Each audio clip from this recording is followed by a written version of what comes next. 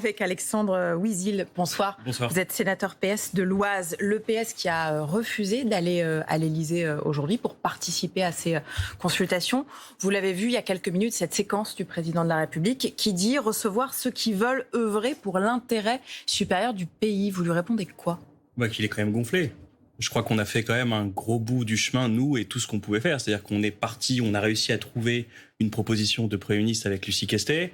On a écrit pendant l'été en proposant une méthode, en disant qu'on était prêt à ce qu'il y ait des rapports qui soient confiés aux macronistes à l'Assemblée sur les projets de loi, que s'il n'y avait pas de majorité, on ne passerait pas par le 49.3, mais on pourrait retirer des textes. Enfin bon, bref, nous, on a fait notre partie du chemin. On a tiré la conséquence des élections, c'est le fait qu'on est arrivé en tête, qu'on proposait d'avoir un gouvernement de NFP, mais aussi de tenir compte de ce que c'était qu'une Assemblée de Front républicain.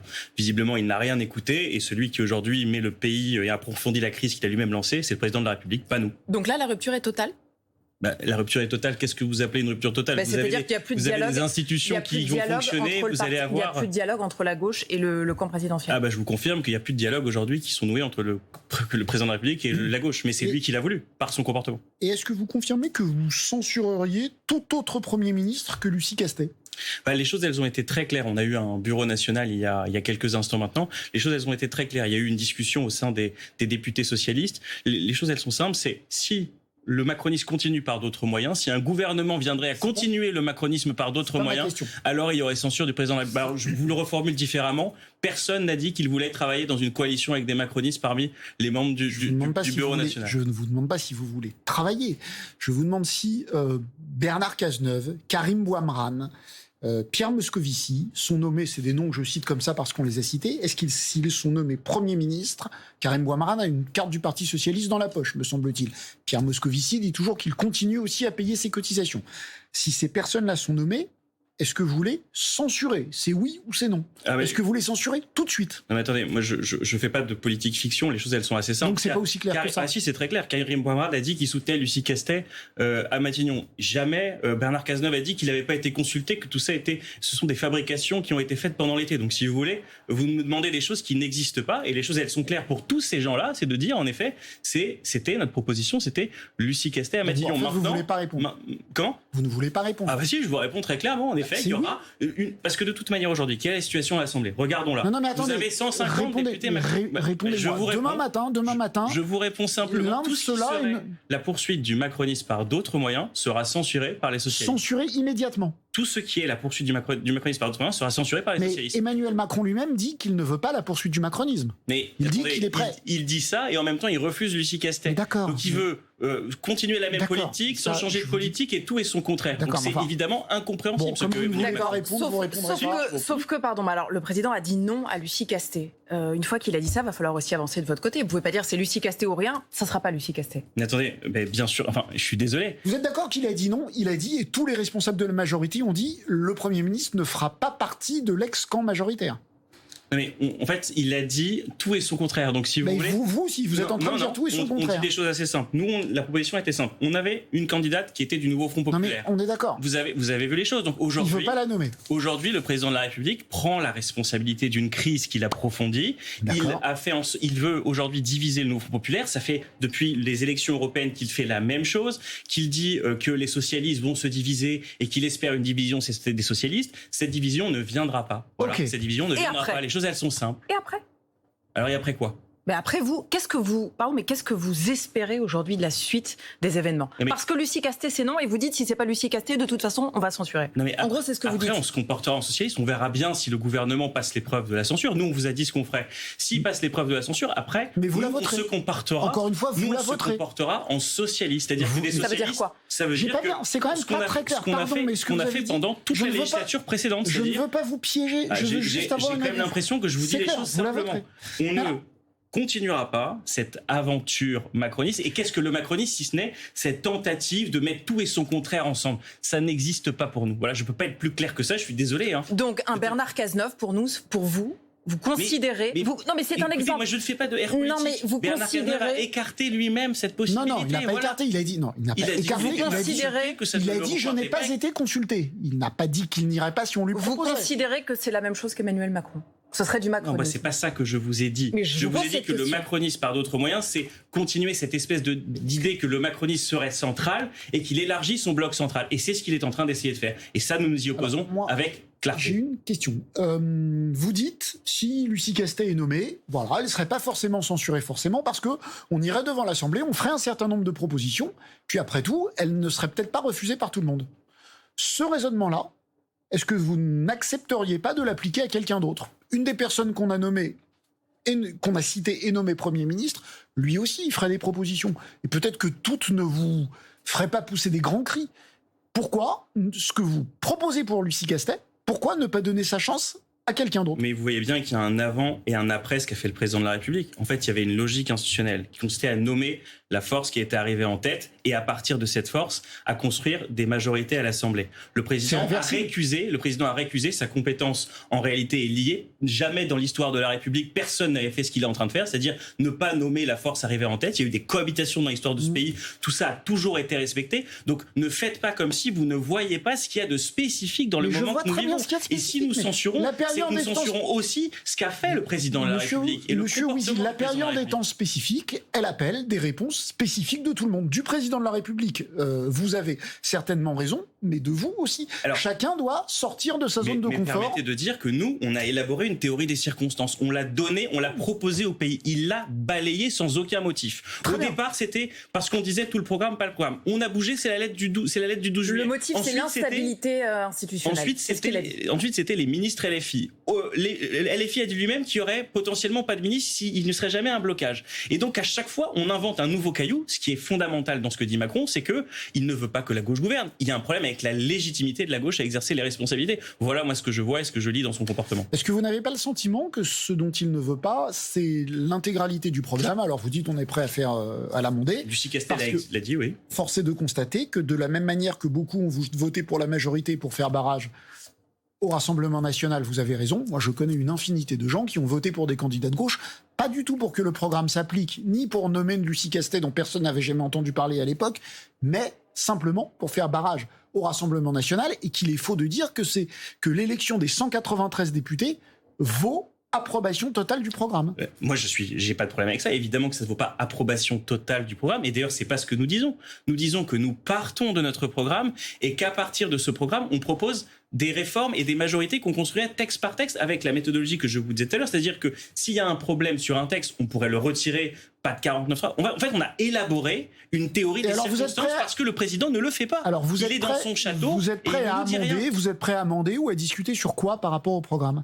Par exemple, sur... Je sais pas, prenons un exemple qui a pu être pris. Le SMIC, ça aurait pu être... Ils auraient pu dire qu'on veut le faire en 2 temps, en 3 temps. Je sais pas ce que les macronistes auraient dit, parce que les macronistes ne sont partis que de leur point de départ. Vous voyez ? Donc, en fait, on avait des... vous aussi, c'est ce que vous dites. Mais parce qu'on arrivait en tête, en fait. Il y a une différence. Vous dites, on part de notre point de départ, ce qui est tout à fait logique. Mais ce qui est cohérent, quand on est arrivé en tête, je veux dire, je serais arrivé en 2e ou en 3e position, je vous dirais pas la même chose. Le SMIC à 1 600 €, c'est pas forcément pour tout de suite. C'est pas ce que je vous dis. Je vous dis que si nous étions nommés, évidemment que ce sera pas pour tout de suite, puisque de toute manière, il veut pas nommer de ministre. Si vous étiez nommé, le SMIC à 1 600 €, c'est pas forcément pour tout de suite. Ça aurait pu être un objet de la discussion. Voilà, si vous voulez, ça aurait pu être un objet de la discussion. L'abrogation de la réforme des retraites, c'est un objet de la discussion ou c'est automatique ? Là, on est sur quelque chose qui est fondamental. 93% des Français rejettent cette réforme. Donc, vous voyez, mais vous pourriez, mais tous ces sujets dont vous parlez, vous pourriez peut-être les aborder avec un autre Premier ministre que Lucie Castet. Mais on ne rentrera pas, et je pense que chacun peut le comprendre.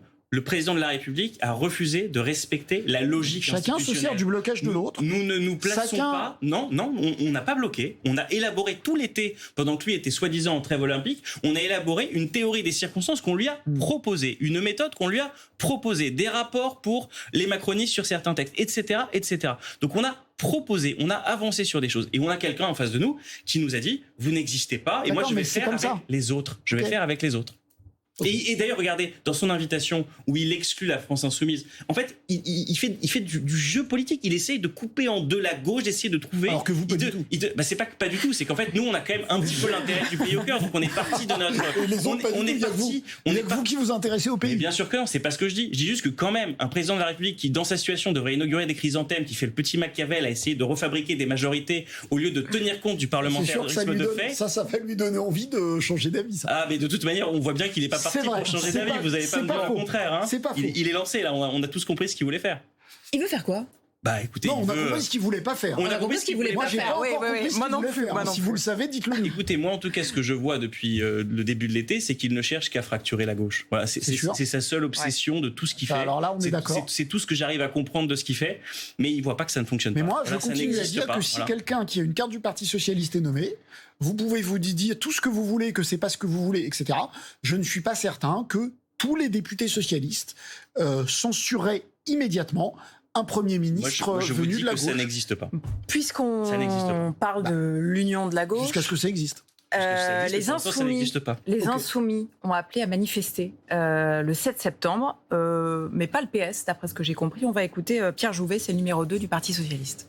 Nous n'appelons pas à aller dans la rue à ce stade. Par contre, une chose est sûre, c'est que s'il doit y avoir des mobilisations de la société civile, elles s'exprimeront, nous les encouragerons, mais le Parti socialiste n'appelle pas à ce stade à des mobilisations. Je pense que l'urgence, elle est à ce stade dans le débat, dans la discussion politique, même si le choix qui a été dicté hier par Emmanuel Macron nous inquiète profondément, mais nous pensons que à ce stade, le rôle du Parti socialiste est d'être dans le débat politique, dans la confrontation d'idées et pas appeler à des mobilisations dans la rue.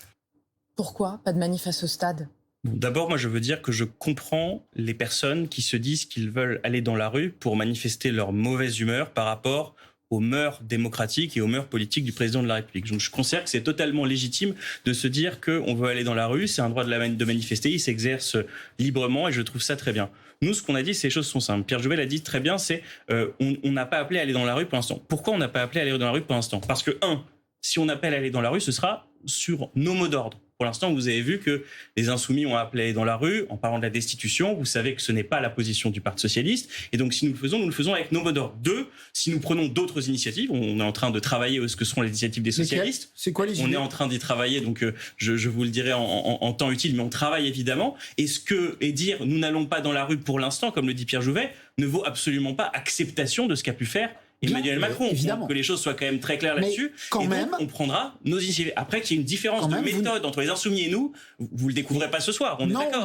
Vous le découvrez pas. Vous voyez l'Assemblée nationale, vous voyez comment on travaille les uns et les autres. Alors, c'est la vie. Ils sont insoumis, on est socialistes. Voilà, mais enfin, c'est quand même frappant. Il y a 3 jours, il y a une semaine, ils demandent la destitution. Ça frappe ceux qui suivent mal la vie politique, parce qu'en fait, c'est assez cohérent de voir les uns et les autres. Ça ne s'arrête jamais. C'est-à-dire qu'ils demandent la destitution sans vous et vous êtes contre. Ils le font. Ils appellent à cette manifestation sans vous demander votre avis et vous êtes contre. Il y a un moment, vous allez peut-être en avoir assez qu'ils décident de choses sans jamais vous demander leur avis, sans jamais vous demander votre avis. Mais là, pour le coup, ils décident pour eux-mêmes. Ils ont mis leur logo sur leur communiqué. C'est leur histoire. Nous prendrons des initiatives aussi qui nous regardent et on est d'accord sur l'essentiel, à savoir sur la condamnation de ce que vient de faire Emmanuel Macron et sur la volonté de gouverner. Eux, ils étaient quand même au point de vouloir qu'on applique le programme. À ce qu'il n'y ait pas de ministre, on peut quand même le noter. C'est quand même passé très inaperçu tout ça, mais c'est quand même un point qui me semble essentiel. Dernière question. Oui. Quelles sont vos marges de négociation aujourd'hui à gauche pour obtenir gain de cause ? Eh bien, écoutez, les marges de négociation, elles sont aujourd'hui très limitées parce que la Constitution étant ce qu'elle est, vous avez un président qui a une compétence de nomination, que cette compétence, logiquement, devrait être liée. C'est ça la logique des institutions, c'est que le groupe arrivé en tête y soit. Maintenant, il faut voir ce qui va sortir de la part du gouvernement, du premier gouvernement. Mais donc, si vous n'avez pas vraiment de marge de négociation, pourquoi ne pas aller justement discuter avec le camp présidentiel. Vous savez qu'on a quand même le droit d'être... Si c'est déjà perdu, on a le droit d'être dans l'opposition dans ce pays. On n'accepte pas ce qui vient de se passer. Enfin, je pense qu'on peut pas être plus clair que ça. On n'accepte pas ce qui vient de se passer et ce qui vient de se passer est inacceptable. C'est-à-dire que le président refait les élections à sa sauce. Il pouvait partir de nous. Il pouvait même, vous savez quoi ? Il pouvait même nommer Lucie Castet et voir si elle s'en sortait à l'Assemblée nationale. Et si elle ne s'en sortait pas, ce qui existe en Espagne, qui existe dans d'autres démocraties, il nommait un deuxième Premier ministre. Il va nous dire qu'on n'a plus le temps. Mais le temps, c'est lui qui l'a perdu pendant 6 semaines. Donc vous voyez, il y a quand même beaucoup de choses qui reposent sur les épaules du président de la République. C'est pas faux, il a perdu un peu de temps. C'est pas faux, c'est presque vrai alors, c'est ça ou c'est... Non, vous avez l'air dubitatif. Non, ce que je veux dire, c'est qu'il y a eu les Jeux, personne n'aurait compris qu'ils commencent pendant les Jeux, après vous convoquez pour des réunions le 15 août quand les Jeux étaient terminés. Oui, il donne l'impression d'avoir... Je vois pas pourquoi, comment nommer quelqu'un avant les Jeux, le laisser travailler la construction d'un gouvernement qui ensuite été nommé après... Enfin, je veux dire, il y avait le temps de travailler, c'était pas obligé d'avoir tout de suite le gouvernement complet. J'ai pas dit que c'était complètement faux, j'ai dit bon, voilà. Je vois ça. Merci à tous les deux d'avoir participé à cette discussion.